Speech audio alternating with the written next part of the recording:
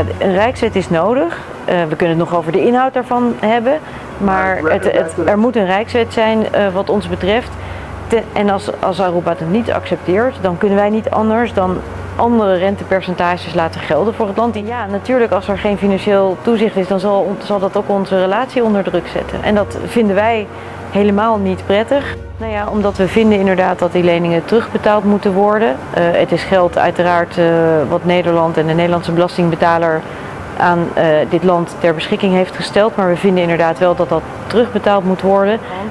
Dus wat mij betreft zijn we goed op weg. En moeten we elkaar natuurlijk scherp houden dat ieder ook doet wat we hebben afgesproken. Ik herken me niet in de woorden die hier worden gesproken. Ik ben heel erg gericht op samenwerken.